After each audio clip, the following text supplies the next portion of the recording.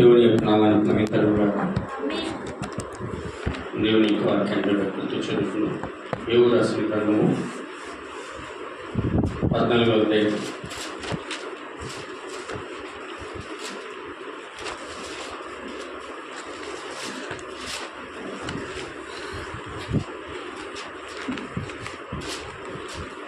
ఒకటో వచనం నుండి 6వ వచనం వరకు దేవుని యొక్క వాక్యాన్ని బట్టి చదువుతున్నాం.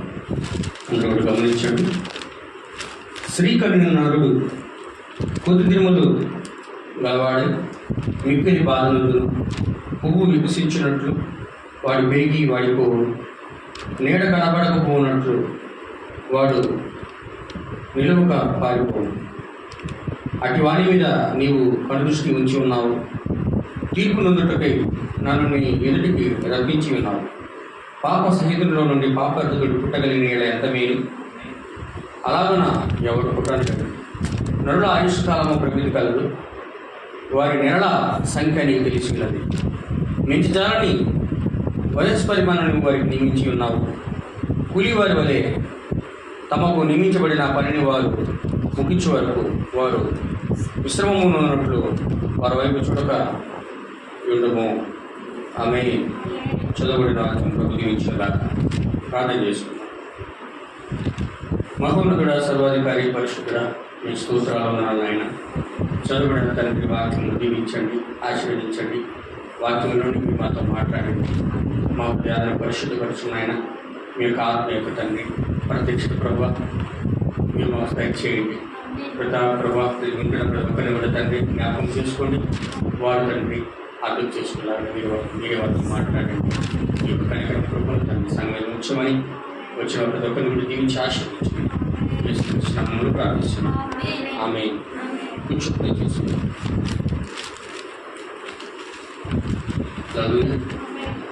మన దగ్గర ఉన్నారా? మంచిది. ప్రభుత్వం కూడా జీవించిన కాక కొద్ది నిమిషాలు చిన్న వర్తమానం అందరం పెడుతున్నాం. అందరూ కూడా దేవుని యొక్క వాక్యాన్ని జాగ్రత్తగా ఉంచినట్లయితే యోబు గ్రంథము 14వ అధ్యాయంలో మనం కానీ గమనించినట్లయితే ఇక్కడ యోబు సాక్ష్యం ఇస్తూ ఉన్నాడు. ఆమె హల్లెలూయా. ఏం చేస్తూ ఉన్నాడు? సాక్ష్యం చెప్తున్నాడు. ఎప్పుడు కూడా దేవుడు ఒక సాక్ష్యం లేని వ్యక్తులను ఎన్నడూ కూడా వాడుకోడు ఆయన. ఆమె హల్లెలూయా. ఎన్నడూ కూడా సాక్ష్యం లేని వ్యక్తులను ఆయన వాడుకోడు. మీరు కానీ గమనించినట్లయితే యోబుకి ఎన్నో శోధనలు వచ్చాయి, ఎన్నో శ్రమలు వచ్చాయి, ఎన్నో పరీక్షలు వచ్చాయి, ఎన్నో ఇబ్బందులు ఎదుర్కొన్నవాడుగా ఉన్నాడు. ఆమె హల్లెలూయా. ఆయనకి ఆ శోధన శ్రమల వలన ఆయన యొక్క కుటుంబంలో ఆయనకు ఆస్తి పోయింది, ఆయన పిల్లలు పోయారు, ఆయన శరీరానికి రోగం వచ్చింది, ఆయనకు సంబంధించిన అనేక సంబంధమైన నష్టం కలిగాయి. ఆమె హల్లెలూయా. ఇంకా ఆయన శరీరానికి రోగం వచ్చింది.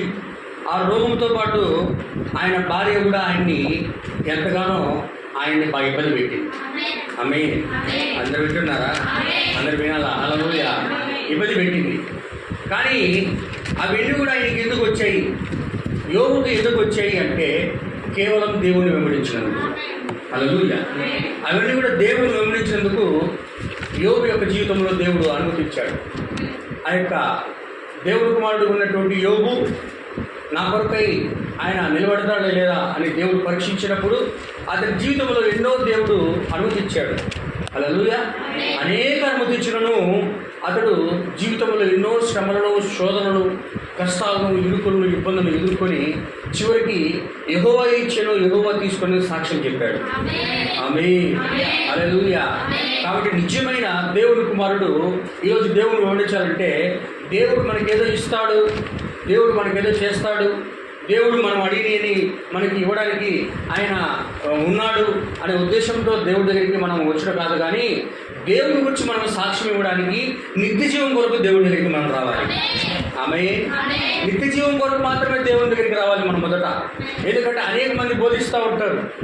ఏమని బోధిస్తూ ఉంటారంటే నీకు దేవుడి దగ్గర చూస్తే పెళ్ళి అవుతుంది, లేకపోతే దేవుని దగ్గరికి వస్తే పలానా ఆశ దొరుకుతుంది, లేకపోతే దేవుని దగ్గరికి వస్తే పలాందు నువ్వు కొట్టుకుంటావు, నువ్వు దేవుడి దగ్గరికి వస్తే ఈ రోగాలు పోతాయి, నువ్వు దేవుడి దగ్గరికి వస్తే పలాందు నువ్వు అనుకున్నట్లు నీకు జరుగుతుంది అని చెబుతూ ఉంటారు. కానీ మనం దేవుడి దగ్గరికి ఎందుకు రావాలి అంటే నిత్యజీవం ముందు పడేది మనం రావాలి. హల్లెలూయా. కానీ ఈరోజు యోబు అన్యులను దేవుడి కొరకు జీవించిన అన్ని పోగొట్టుకున్నాడు, కానీ నిత్య జీవాన్ని ఆయన పొందుకున్నాడు. అవును కదా? అన్ని పోగొట్టుకున్నాడు, నిత్య జీవాన్ని పొందుకున్నాడు. కానీ ఈ లోకంలో ఉన్న ప్రజలందరూ అన్ని దేవుని దగ్గర పొందుకుంటున్నారు, కానీ నిత్య జీవాన్ని పోగొట్టుకుంటున్నారు. హల్లెలూయా. కాబట్టి నా ప్రియమైన సహోదరి సహోదరులారా, మీరు జాగ్రత్తగా గమనించట్లే. కొద్ది నిమిషాలు నేను యోబుని గురించి చెప్పాలనుకుంటున్నా. ఏంటంటే ఇక్కడ యోబుని గురించి మాట్లాడుతూ దేవుడు ఏమంటాడంటే, దేవుడు ఎల్లప్పుడూ కూడా ఆయన తన యొక్క మర్మాన్ని, తన యొక్క రహస్యమైన కార్యాలని అన్నడు కూడా ఆయన ఎవరికంటే వాళ్ళకి తెలియజేసుకోడు. వింటున్నారా? భక్తిహీనంగా జీవించే వాళ్ళకి తెలియజేసుకోడు. లోకంలో ఇష్టానుసారంగా జీవించే వాళ్ళకి తన గురించిన రహస్యాలను కూడా ఆయన తెలియజేసుకోడు. హల్లెలూయా. ఆయన ఎవరికి తన గురించినటువంటి విషయాలు, రహస్యాలు, అవన్నీ మర్మములన్నీ కూడా బయలుపరుచుకుంటాడంటే, యెహోవా యందల భక్తులు గల వారికి యెహోవా యొక్క మర్మము తెలిసి ఉన్నది. ఎవరు తెలిసి ఉన్నది? యెహోవా యందల భయభక్తులు గల వారికి ఆయన యెహోవాను గురించిన మర్మము తెలిసి ఉన్నది. అందుకే అందరికీ అది తెలియజేసేది కాదు, అది కేవలం భయభక్తులు గల వారికి మాత్రమే ఆయన విషయాలు అర్థమవుతాయి. హల్లెలూయా. అందరికీ అర్థం కావు. అందుకే దేవుడు ఆయన పిల్లలకు మాత్రమే, ఆయన భక్తులుగా ఆయన నీతి కొరకు, వాక్యం కొరకు ఎవరైతే జీవిస్తారో వారికి మాత్రమే దేవుడు తెలియజేసుకునేవాడుగా ఉన్నాడు. అందరూ వింటున్నారా? Praise the lord. హల్లెలూయా. అందుకే ఈ దినమున మనకి ఈ గడియ వర్తమానం ఒక మర్మముగా ఉన్నది, కానీ లోకానికి ఇది అర్థం కాలేదు. హల్లెలూయా. కానీ ఆయన ఎవరికి దాన్ని ఆ ప్రత్యక్షత అనే దాన్ని ఇస్తున్నాడంటే, ఆయన కొరకే భక్తిగా జీవించే ఆయన ప్రజకు మాత్రమే ఇస్తున్నాడు. అది వ్యక్తిగతమైన విషయం. సంఘంలో అనేక మంది ఉండొచ్చు, 50 మంది ఉండొచ్చు, 100 మంది ఉండొచ్చు, 30 మంది ఉండొచ్చు, 40 మంది ఉండొచ్చు. హల్లెలూయా. కానీ ఎంతమంది ఉన్నను ఆయన యందు భయభక్తులు గల వారికి మాత్రమే తెలిసి ఉన్నది. కానీ సంఘంలో అందరికీ తెలియదు, ఏం లేదు. ఆయన అంటున్నాడు భయభక్తులు గల వారికి మాత్రమే ఆయనకు మర్మం తెలిసి ఉన్నది అన్నాడు. హల్లెలూయా. మిగతా వాళ్ళందరికీ కూడా ఆ విషయాలన్నీ కూడా అర్థం కావు, సంఘంలో ఉన్నా కూడా అర్థం కావు. హల్లెలూయా. కాబట్టి ఇక్కడ యోబుకి దేవుడి యొక్క ఆ మర్మ సంబంధమైన విషయాల భయభక్తులతో దేవుని కొరకు ఉన్నందున దేవుడు తన యొక్క మర్మాన్ని తెలియజేశాడు. ఆయన దగ్గర దేవుడి దగ్గర ఆయన సాక్ష్యాన్ని పొందుకున్నాడు. కాబట్టి ఇప్పుడు యోబు దేవుని గురించి సాక్ష్యం చెప్తున్నాడు. అర్థమవుతుందా? ఇప్పుడు యోబు ఎవరి గురించి సాక్ష్యం చెప్తున్నాడు అంటే దేవుని గురించి సాక్ష్యం చెప్తున్నాడు. దేవుని గురించిన విషయాలన్నీ కూడా ఆయన సాక్ష్యం చెప్తున్నాడు. ఇక్కడ ఏమంటున్నాడంటే 14వ అధ్యాయంలో చదవండి ఒకసారి దయచేసి త్వరగా.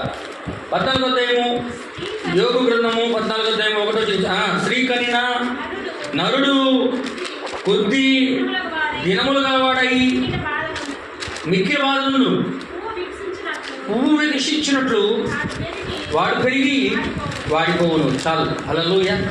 ఆమేన్. అక్కడ ఏమనుంది? స్త్రీ కనిన నరుడు కొద్ది దినములు గలవాడై మిక్కిలి బాధనందును. స్త్రీ కనిన నరుడు అందరూ గమనించాలా? స్త్రీ కనిన నరుడు ఏమవుతాడట? స్త్రీ కనిన నరుడు కొద్ది దినములు గలవాడై ఎంతో బాధపడతాడు. హల్లెలూయా. దేవుడి యొక్క నామానికి మహిమ కలుగుగాక. హల్లెలూయా. స్త్రీ కనిన నరుడు కొద్ది దినములు గలవాడై ఎంతో మిక్కిలి బాధపడతాడు. ఆమేన్. కానీ స్త్రీ కనిన నరుడు ఎలా ఉంటాడని కింద అతడు పువ్వు వికసించినట్లు వికసించి ఆడు పెరిగి సాయంకాలానికి వాడిపోతాడు. హల్లెలూయా. ఆమేన్. అతడు మనిషి యొక్క జీవితమును అంటే స్త్రీ కలిగినటువంటి నరుడుని గురించి ఇక్కడ యోబు భక్తుడు ఏమని మాట్లాడతాడు? స్త్రీ కలిగిన మనుషుడు కొద్ది దినములు గలవాడై అతడు మిక్కిలి బాధ నుండి అతడు భూమిని విడిచిపెట్టి వెళ్ళిపోతాడు. అతడిని స్త్రీ కలిగిన నరుడిని దేంతో పోలుస్తున్నాడంటే ఒక పువ్వుతో పోలుస్తున్నాడు. ఆమేన్. అందరూ వింటున్నారా? దేవుని యొక్క నామానికి మహిమ కలుగును గాక. మన అంశం ఏంటంటే పురుషుడు కలిగిన నరుడు. హల్లెలూయా. దేవుని యొక్క నామానికి మహిమ కలుగును గాక. ఈ యొక్క లోకంలో పురుషుడు కలిగిన నరుడు ఉన్నాడు, స్త్రీ కలిగిన నరుడు ఉన్నాడు. హల్లెలూయా. స్త్రీ కలిగిన నరుడు ఉన్నాడు, పురుషుడు కలిగిన నరుడు ఉన్నాడు. కానీ యోబు భక్తుడు అంటున్నాడు, స్త్రీ కలిగిన నరుడు కొద్ది దినములు గలవాడై ఎంతో బాధ నుండి లోకాన్ని విడిచి వెళ్ళిపోతాడు. ఒక పువ్వు ఎలా ఉదయకాలంలో వికసిస్తుందో, అది మధ్యాహ్నానికి ఎలా ఎదుగుతుందో, సాయంకాలానికి ఆ పువ్వు ఏ విధంగా వాడిపోతుందో, అలాగే మనిషి యొక్క జీవితం కూడా ఉన్నది. ఆమేన్. హల్లెలూయా. దేవుని యొక్క నామానికి మహిమ కలుగును గాక. అవునా కదా? వింటున్నారా? పురుషుడు కలిగిన నరుడు ఎవరు? స్త్రీ కలిగిన నరుడు ఎవరు? అందు కూడా గమనించాలా? పురుషుడు కలిగిన నరుడు ఎవరు? ఆదిలో కానీ మీరు జాగ్రత్తగా గమనించినట్లయితే దేవుడు ఎల్లప్పుడూ కూడా స్త్రీ పురుషుల యొక్క గుణలక్షణాలు కలిగిన వాడు. ఆమేన్. దేవుడికి 2 గుణలక్షణాలు ఉన్నాయి. కానీ పురుషుడు ద్వారా కలిగిన నరుడు ఎవరు అంటే మొట్టమొదట వాడైనటువంటి ఆదాము. ఆమేన్. అవునా కదా? ఆదాము ఎలా పుట్టాడు? ఆదాము ఎలా పుట్టాడు? బై స్పోకెన్ వర్డ్, పలుకుబడిన మాట. ఆమేన్.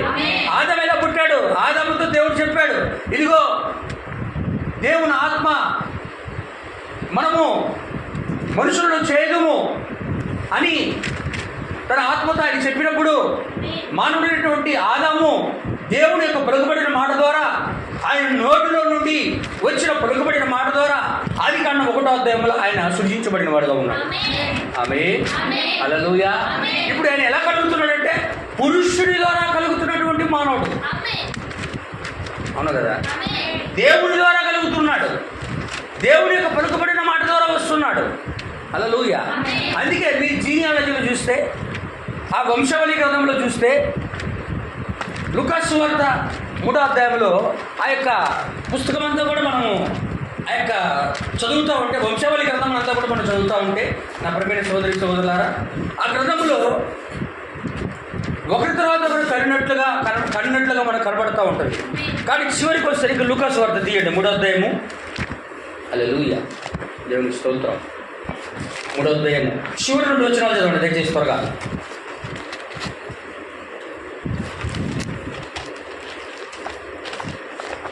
3వ అధ్యాయం లాస్ట్ చివరి 2 వచనాలు. లాస్ట్ చివరి 2 వచనాలండి. చదవండి. ఇక్కడ నేను 38వ వచనం చదువుతాను, గమనించండి. కేయినాను ఏనోషునప్పుడు, ఏనోషు షేతుకు పుట్టాడు, షేతుకి ఆదాము పుట్టాడు, ఆదాము దేవుని కుమారుడు. ఆమేన్. హల్లెలూయా. ఆదాముకు తండ్రి ఎవరు చెప్పండి? ఆదాముకు తండ్రి ఎవరు? ఆదాముకు తండ్రి దేవుడే. ఆమేన్. ఆదాముకు తండ్రి దేవుడే, కానీ మనవలే ఆదాము కలుగలేదు. వింటున్నారా? మనమందరం కూడా ఎలా పుట్టాం? స్త్రీ ద్వారా కలిగిన మనుషులు. చెప్పండి. మనమందరం కూడా స్త్రీ ద్వారా కలిగినటువంటి మనుషులం. కానీ ఆదాము అయితే స్త్రీ ద్వారా కలిగిన వాడు కాదు. స్త్రీ ఆయన కనలేదు, కనడానికి అక్కడ స్త్రీ అంటే ఎవరు కూడా లేదు. ఆయన ఎలా పుడుతున్నాడయ్యా అంటే దేవుని యొక్క పలుకుబడిన మాట ద్వారా ఆయన కలుగుతూ ఉన్నాడు. ఆమె పలుకుబడిన మాట ద్వారా కలుగుతున్నాడు. కానీ మనమైతే పుట్టినప్పుడు మనం ఎలా పుడుతున్నామంటే పలుకుబడిన మాట ద్వారా మనం పుట్టలేదు. స్త్రీ యొక్క గర్భం ద్వారా మనం బయటకు వస్తూ ఉన్నాం. హల్లెలూయా. స్త్రీ పురుషుల యొక్క గర్భం ద్వారా మనం బయటకు వస్తూ ఉన్నాం. స్త్రీ యొక్క గర్భంలో నుండి మనం బయటకు వస్తూ ఉన్నాం. హల్లెలూయా. మనం పుట్టినప్పుడు ఎలా పుడుతున్నాం అంటే ఇంత పుడుతున్నాం.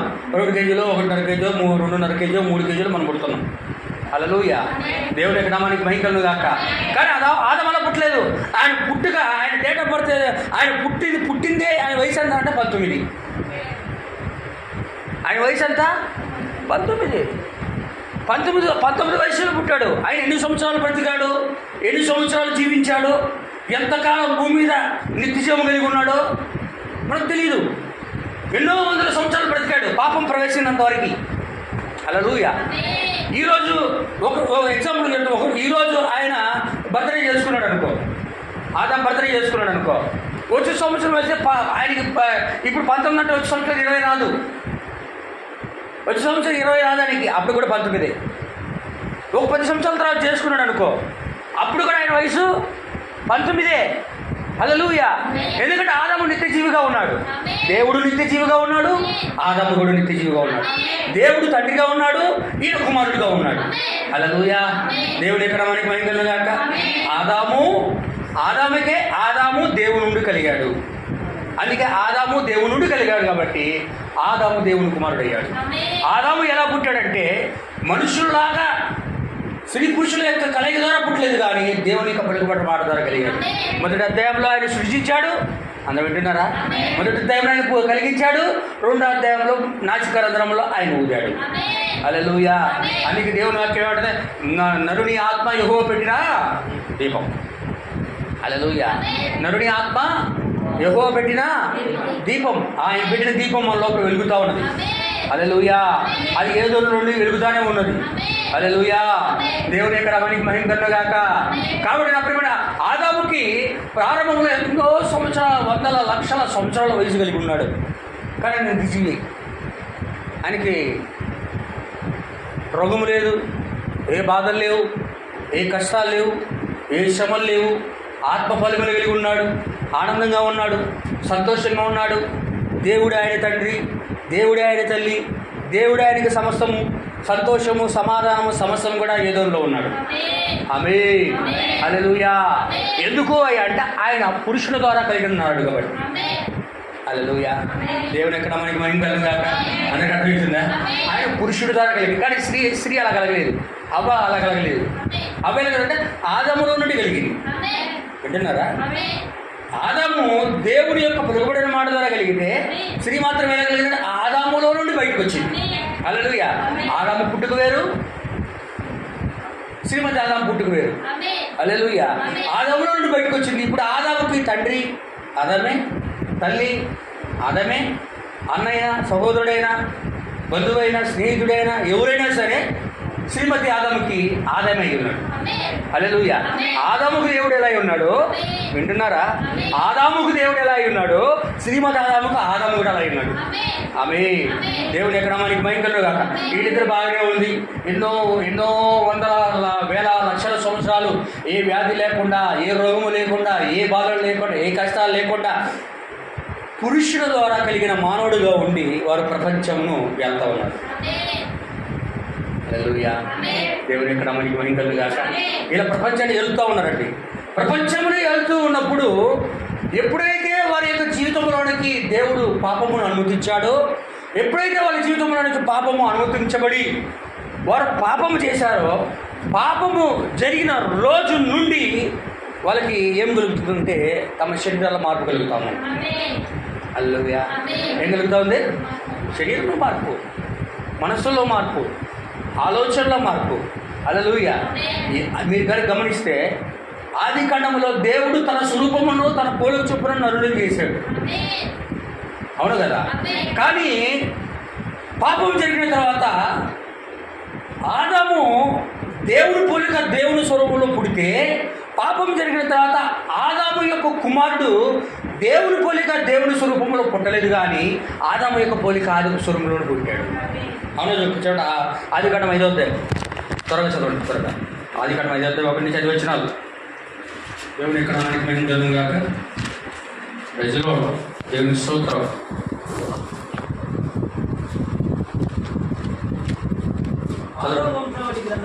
ఆదాముల యొక్క వంశావళి గ్రంథం ఇది. దేవుడు ఆదామును సృష్టించిన దినమున దేవుని పోలికగా అతన్ని చేశాడు. ఏం చేశాడంటే దేవుడు పోలికగా ఆయన చేశాడు. మగవానిగాను ఆడదానిగాను అవును వారిని సృష్టించి వారు సృష్టించబడిన దినమున వారిని ఆశీర్వదించి హల్లెలూయా వారికి నరులని పేరు పెట్టి. అవును. ఆదాము 130 ఏళ్ళు బ్రతికి 130 ఏళ్ళు బ్రతికి తన పోలికగా తన స్వరూపమున ఆదాము 130 ఏళ్ళు బ్రతికి ఏం చేస్తున్నాడట? తన పోలికగా తన స్వరూపమున కుమారుడు కని ఏమేనేమే. హల్లెలూయా. ఆమె చెప్తారా? దేవునికి స్తోత్రం. దేవుని యొక్క నామానికి మహిమ కలుగుగాక. ఇప్పుడు ఏమంటాడు? దేవుడేమో ఆదాముని తన స్వరూపం, తన పోలికలో పుట్టించాడు. హల్లెలూయా. కానీ పాపం చేసిన 130 ఏళ్ళు బతికి ఆదాము ఇప్పుడు ఏం చేస్తున్నాడు? నిత్య జీవాన్ని పోగొట్టుకున్నాక, పాపం ప్రవేశించినాక ఆదాము ఏం చేస్తున్నాడు? 130 సంవత్సరాలు బ్రతికిన తర్వాత ఆయన ఏం చేస్తున్నాడు? తన పోలికలో, తన స్వరూపములో ఇప్పుడు ఒక మనుషుడు అంటున్నాడు. కానీ ఆదాము అయితే దేవుని పోలిక, దేవుని స్వరూపం. కానీ ఆదాము పుట్టిన కుమారుడు మాత్రం దేవుని పోలిక దేవుని స్వరూపం కాదు, ఆదాము పోలిక ఆదాము స్వరూపం. హల్లెలూయా. దేవుని యొక్క నామానికి మహిమ కలుగును గాక. ఎప్పుడైతే మనుషుల్లోనికి రక్తం ప్రవేశించిందో, ఎప్పుడైతే పాపం ప్రవేశించిందో నా ప్రియమైన సహోదరి సహోదరులారా, అది అప్పుడు స్వభావం మారిపోయింది. పురుషుని జన్మ ద్వారా పుట్టాల్సిన వాళ్ళందరూ ఇప్పుడు ఎలా పుడుతున్నారంటే స్త్రీ గర్భం ద్వారా వస్తున్నారు. అర్థమైందా? ఒకటో అధ్యాయం ఎలా పుట్టాడు ఆదాము? ఒకటో అధ్యాయం ఎలా పుట్టాడు? పురుషుని ద్వారా పుట్టాడు, దేవుని ద్వారా పుట్టాడు. కానీ ఇక్కడ షేతు ఎలా పుడుతున్నాడంటే స్త్రీ గర్భము ద్వారా వస్తున్నాడు. ఆదాము పుట్టుకు వేరు, శ్రీమతి ఆదాము పుట్టుకు వేరు. హల్లెలూయా. ఆదాము వంశావళితో వస్తున్నట్టు ఆదాము కుమారుల యొక్క సంతానం యొక్క పుట్టుకు వేరు. ఆదాము పురుషుడి ద్వారా పుట్టాడు, శ్రీమతి ఆదాము పురుషుడిగా ఉన్న ఆదాము ద్వారా పుట్టింది. హల్లెలూయా. కానీ ఇక్కడ షేతు మాత్రం స్త్రీ యొక్క నరుడుగా ఆయన యొక్క ఆమె యొక్క గర్భం నుండి బయటకు వస్తా ఉన్నాడు. అందరికి అర్థమైందా? హల్లెలూయా. అందుకే స్త్రీ గర్భములోనికి వచ్చిన వారందరూ ఎలా ఉంటాడని యోబు అంటున్నాడు. ఇక్కడ ఏమంటున్నాడు? స్త్రీ కనిన నరుడు కొద్ది దినములు గలవాడై మిక్కిలి బాధనందును, అతడు పువ్వు వికసించి వాడిపోనట్లుగా ఉంటాడు. అతని యొక్క జీవితకాలము పువ్వు వికసించి వాడిపోవును. అందరూ వింటున్నారా? పువ్వు వికసించి ఉదయకాలం బాగుంటుంది, సమయం పెరిగే కొద్ది ఏమవుతుంది? వాడిపోతా ఉంటే అప్పుడు జనాలు ఎవరు కొనుక్కోరు. అప్పుడేం చేస్తుంటాడు? ఎండిపోకుండా నీళ్ళు చల్లుతూ ఉంటాడు. కానీ ఎండిపోతూనే ఉంటుంది. కానీ ఆ పువ్వును గురించి దేవుడు ఒక ఉపమానంగా తీసుకొని యోబు ప్రవక్తలో ఉండి మాట్లాడుతూ ఉన్నాడు. హల్లెలూయా. మనిషి స్త్రీకి కలిగిన నరుడు, స్త్రీ ద్వారా వచ్చినటువంటి నరుడు కొద్ది దినములు గలవాడేయండి. ఈ లోకంలో ఎన్నో బాధలు పడతాడు, ఎన్నో కష్టాలు పడతాడు. ఒక పిల్లవాడుగా పుడతాడు, కొద్ది కాలం పెరిగి చదువుకుంటాడు, బాలుడుగా ఉంటాడు. హల్లెలూయా. తర్వాత ఒక యవనుడిగా మారుతాడు, అతడు వివాహం చేసుకుంటాడు, పెళ్లి చేసుకుంటాడు, పిల్లలను కంటాడు. హల్లెలూయా. అతడు లోకంలో ఏదో ఒక పని చేసుకొని బ్రతుకుతాడు. వయసు అయిపోయే కొద్దీ ఏదో ఒక దినమున చనిపోతాడు. ఇలా తరము ఏమవుతా ఉన్నది? పువ్వు వలె వాడిపోతాం. ఆమేన్. హల్లెలూయా. అందుకే స్త్రీ కనిన నరుడు కాబట్టి స్త్రీలైనా పురుషులైనా స్త్రీ గర్భం ద్వారా వస్తున్న ప్రతి ఒక్కరు స్త్రీలో నుండి వస్తున్నారు కనుకనే అందరి యొక్క స్వభావం వ్యత్యాసం. హల్లెలూయా. కానీ ఆదాము యొక్క స్వభావం ఆ విధంగా లేదు. వింటున్నారా? ఆదాము యొక్క స్వభావం ఆ విధంగా లేదు. ఎప్పుడు ఆత్మఫలము దొరికినాడు. హల్లెలూయా.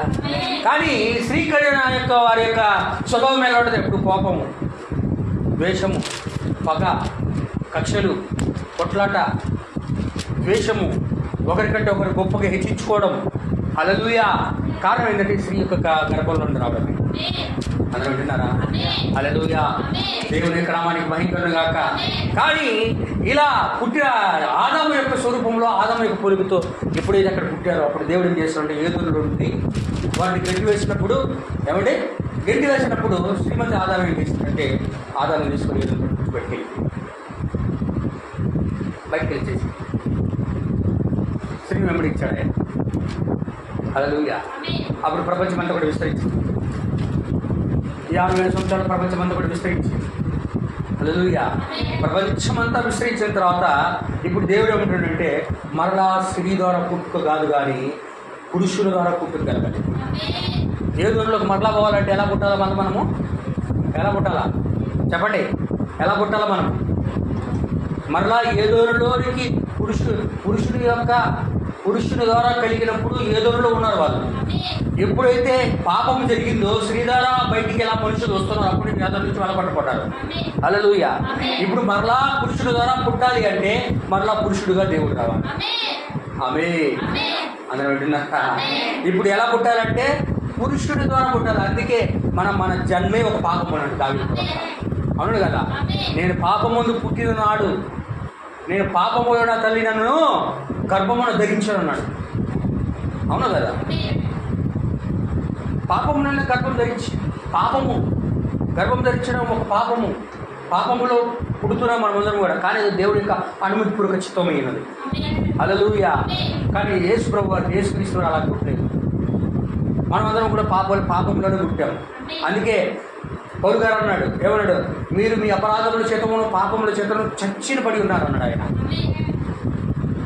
అందుకే మనం అలా ఉన్నాం కాబట్టి తల్లి గర్భముల నుండి వచ్చేటప్పుడే మన వంశపారంపర్యంగా తల్లిదండ్రుల యొక్క రక్తం ద్వారా భూమి మీదకి వస్తున్నారు. కాబట్టి మనుషులందరూ కూడా తల్లిదండ్రులకు ఏ రోగాలు ఉంటాయో పిల్లలకు కూడా అదే రోగాలు. భూమి మీదకి వచ్చినా కాదు, గర్భంలో నుండి వస్తుంది. అవును కదా? హల్లెలూయా. దేవుని ఎక్కడ మనకి మైంగలు గర్భంలో ఉండదు. తండ్రికి తల్లిదండ్రులకు భర్తలు ఉందనుకో, పిల్లడు కూడా భర్తలు. తల్లిదండ్రులకు షుగర్ ఉందనుకో, పిల్లలకు కూడా షుగర్ ఉంటుంది. తల్లిదండ్రులకు బీపీ ఉందనుకో, పిల్లలకు కూడా బీపీ ఉంటుంది. కారణం ఏంటంటే పాపం ద్వారా వచ్చిన జన్మ. హల్లెలూయా. అందుకే మనం ఏం చేయాలంటే ఈ లోకంలో ఇలా ఉన్నారు కనుక ప్రజలందరూ కూడా స్త్రీ ద్వారా కలిగిన నరుడు కొద్ది తిరుమలగా గలవాడి ఏదో ఒక తిరుమల చనిపోతున్నాడు కనుక నిత్యము జీవించాలనే ఆశ మనిషిలో ఉంటుంది. కొద్ది దినాలు బతుకుతాడు. అందుకే అంటే నేను ఎక్కువ సంవత్సరాలు బతకాలి, హల్లెలూయా, ఎక్కువ సంవత్సరాలు నేను బతకాలని ఆశ ఉంటుంది. అందుకే దేవుడు ఏమంటున్నాడంటే నువ్వు స్త్రీ పురుషుల ద్వారా కలిగితే నువ్వు నిత్యం జీవించలేవు. స్త్రీ పురుషుల ద్వారా పుడితే నువ్వు జీవించలేవు. నువ్వు నిత్యము జీవించాలంటే సమస్త పాప భారముతో నిండి ఉన్నవారులారా నా యుద్ధకు రండి, నేను మీకు శ్రాంతి. హల్లెలూయా. అవునా కదా? అవునండి. సమస్త పాప భారమును మోయించున్న వారులారా, ఎక్కడ మోస్తున్నారు? ఏమన్నా ప్రవక్తలు మెసేజ్లో ఒక పిచ్చివాడు రోడ్లో వెళ్తూ తనకి ఏం జరుగుతుందో తెలియకుండా నడిపి మీద ఎన్నో మూటలు మోసుకుంటూ చూడు దొరికిన ఎన్ని నడిపి మీద వేసుకుని మోసపోతూ ఉంటాడు. గమనించుంటారు అక్కడ. హల్లెలూయా. అలాగే ఈరోజు మానవుడు ఈ లోకములోనికి ప్రవేశించడమే ఒక పాపము లోకములోనికి మనం దిక్కుతైపోయాం తల్లి గర్భం ద్వారా. స్త్రీ కలిగిన నరుడు అన్నాడు. అందుకంటే హల్లెలూయా. ఇప్పుడు అలా పుట్టినవాడు అలా పాపముతోనే ఈ లోకంలోకి వచ్చేసాడు. కాబట్టి అబద్ధాలు ఆడుతూ, మోసాలు చేస్తూ, దొంగతనాలు చేస్తూ అవి నేర్పించాల్సిన అవసరం లేదు. తల్లి గర్భంలో ఉండే రక్తంలో వచ్చేసేసాడు. ఆమేన్. హల్లెలూయా. ఇలా వచ్చే కనుకనే స్త్రీ కలిగిన కొద్ది దినాలు మాత్రం బతకగలడు, కానీ పురుషుడు కలిగిన నరుడు నిత్యం జీవించగలడు. ఆమేన్. హల్లెలూయా. అందుకే ఏంటంటే సమస్త పాప భారమును మోయించున్న వారులారా నా యొద్దకు రండి, నేను మీకు విశ్రాంతి అడుగుతాను. అందుకే ఆ రాత్రి వేళ సమయంలో అలా చెప్తున్న ఆయన రాత్రి వేళ సమయంలో ప్రభువైన యేసుక్రీస్తు యొక్క బోధకి ఆశ్చర్యపడి రహస్యముగా దొంగతనముగా ప్రభువును కలుసుకునే వాడు నికోదేము, ధర్మశాస్త్రం ఉపదేశకుడు. హల్లెలూయా. వెళ్ళినప్పుడు అయ్యా నేను ఏం చేయాలా? నీవు మొహమాటం లేని బోధకుడు అని నేను ఎరుగుదును, నువ్వు నిర్మోహమాటంగా మాట్లాడుతున్నావు అంటే ఆయన మాట్లాడే మాటలకి ప్రభువైన యేసుక్రీస్తు ఆయన మెచ్చుకోలేదు. కానీ ఆయన ఏమంటున్నాడు? దేవుడి రాజ్యంలో నువ్వు ప్రవేశించాలంటే హల్లెలూయా ఏం చేయాలి? నువ్వు నీటి మూలముగాను ఆత్మ మూలంగానే జన్మిస్తే తప్ప దేవుని రాజ్యంలోకి నువ్వు ప్రవేశించలేవని. అవునా కదా? హల్లెలూయా. ఒకరు నీటి మూలంగా కానీ ఆత్మ మూలంగానే జన్మిస్తే తప్ప దేవుని యొక్క రాజ్యంలోకి నువ్వు ప్రవేశించలేవని నిశ్చయముగా నీతో చెప్పుచున్నాను అన్నాడు. చదవండి యోహాను సువార్త 3వ అధ్యాయం చదవండి. 3వ అధ్యాయం 1 నుంచి చదవండి దయచేసి.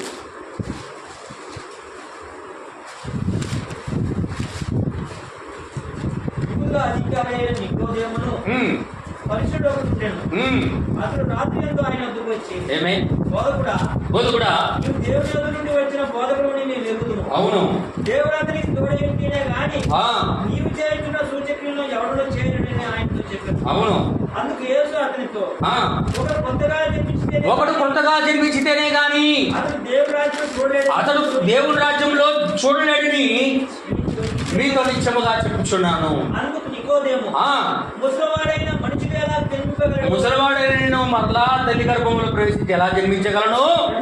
తల్లి గర్భంలో ప్రవేశించి అవును. జన్మింపవగలరా? అవును అని ఆయన అడగగా, అవును. యేసు ఇట్లనెను, యేసు ఇట్లన్నాడు, ఒకడు నీటి మూలంగా ఒకడు నీటి మూలంగా గాని ఆత్మ మూలంగా గాని జన్మించితేనే గాని దేవుని రాజ్యంలో ప్రవేశించలేని నిత్యముగా మీతో చెప్పుచున్నాను. ఆమేన్. శరీరం మూలంగా జన్మించిన చాలు బ్రదర్. హల్లెలూయా. దేవుని నామానికి మహిమ కలుగును గాక. ఒకడు నీటి మూలంగా గాని ఆత్మ మూలంగా గాని జన్మిస్తేనే దేవుని రాజ్యంలో ప్రవేశించాలి. అంటే ఈ ఆత్మ మూలంగా నీటి ద్వారా జన్మించడం అంటే నీటి బాప్తిసమైనది, ఆత్మ మూలంగా జన్మించడం అంటే పరిశుద్ధాత్మ బాప్తిసమైనది. ఆమేన్. అని వింటున్నారా? నీటి మూలంగా జన్మించాలి, ఆత్మ మూలంగా జన్మించాలి. హల్లెలూయా. నువ్వు నీటి మూలంగా ఆత్మ మూలంగా ఎలా జన్మించాలి అంటే పురుషుడి ద్వారానే జన్మించాలి. ఆ పురుషుడు ఎవరో కదండి, ప్రభువైన యేసు.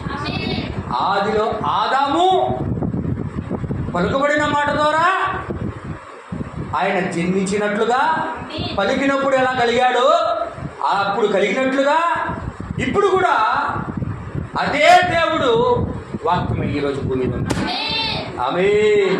వాక్యమై ఉన్న ఆయన ద్వారా ఇప్పుడు మనం ఏం చేయాలంటే నీటి మూలముగా అదే పలుకబడిన మాట ద్వారా అదే పరిశుద్ధాత్మ బాప్తిసం ద్వారా ఇప్పుడు మనం జన్మిస్తేనే నిత్యముగా దేవుని రాజ్యంలో ఉంటాం. హల్లెలూయా. నువ్వు నీటి మూలంగా కానీ ఆత్మ మూలంగా కానీ జన్మించకపోతే నువ్వెన్నడూ కూడా దేవుని రాజ్యాన్ని చూడలేవు. హల్లెలూయా. అందుకే శ్రీకన్నుడుగా ఉన్నప్పుడు దేవుడు మరలా నేను ఆల్రెడీ పుట్టాను బ్రదర్ అంటే ఆయన పడుతుంది, ఆయన చెప్తుంటే ఇప్పుడు మరలా ఆత్మీయం చెప్తుండే శ్రీకన్నుడికి ఎదుగుతుండు. శ్రీ ఏంది రోమన్ కథలిక్ సంఘం. హల్లెలూయా. దాని కన్నుడుగా ఉండకూడదు. దాని యొక్క బోధలేంది? తండ్రి కుమార పరిశుద్ధాత్మ బాప్తిసము. హల్లెలూయా. రోమన్ కేథలిక్ బోధలు. దాని బోధ ద్వారా జన్మిస్తే నువ్వు దేవుని రాజ్యానికి పోలేవు. హల్లెలూయా. నువ్వు ఎలా చేయాలంటే వాక్య ప్రకారం నువ్వు జన్మించాలా, అది నీటి మూలంగా జన్మించాలా. అది ఎలా?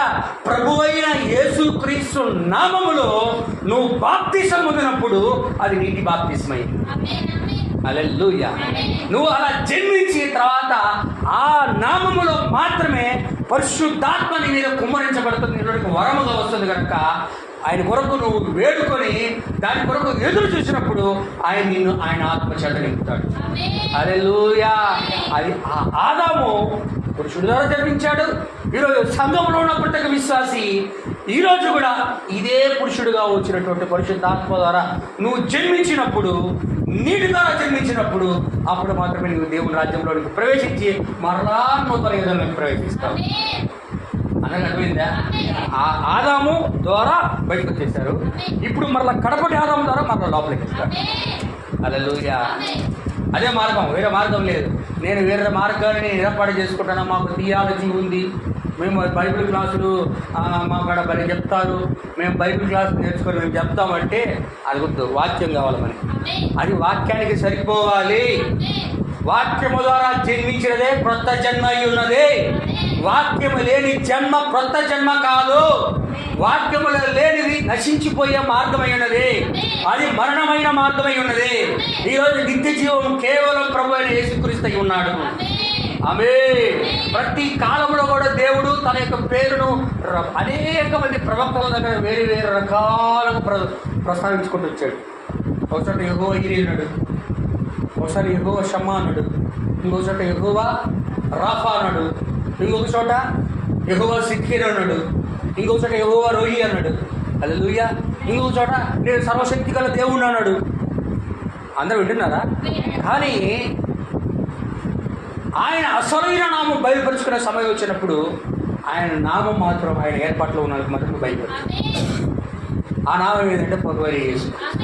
ఆయనకున్న మానవ పేరు ఒకటే, ఆయనకున్న మానవ పేరు రక్షించడానికైనా, పాపములు క్షమించడానికైనా, నిత్య జీవమును ఇవ్వడానికైనా, పరలోకమందు కానీ భూమి మీద కానీ భూమి క్రింద కానీ ప్రతి వాని మోకాలు వంగునట్లుగా చేసిన నామము, ఉన్నతమైన పైనామం ఏంటంటే ప్రభువైన యేసుక్రీస్తు నామం. ఆమేన్. ఆయన నామము ద్వారానే నీకు రక్షణ, ఆయన నామము ద్వారానే నీకు పాప క్షమాపణ, ఆయన ద్వారా నీకు సమస్తము. హల్లెలూయా. అది లేకుండా ఏది కూడా దేవుడు ఒప్పుకోడు. ఒకప్పుడు చూసి చూడకుండా వదిలేశాడు ఆయన. ఇప్పుడైతే చూసి చూడకుండా కాలం కాదు. అవునా కదా? ఇప్పుడు చూసి చూడకుండా వదిలేసే కాలం కాదు. ప్రతి దాన్ని వాక్యానికి వ్యతిరేకంగా చేస్తే తీర్పుడు గుమరించే కాదు. హెచ్చరిస్తాడు మొదట. దానికి కానీ ఏ వ్యక్తి, ఏ స్త్రీ అయినా, ఏ పురుషుడైనా దానికి వ్యతిరేకంగా చేస్తాను అంటే దేవుడు సమయం వచ్చినప్పుడు తీర్పు గుమరిస్తాడు. హల్లెలూయా.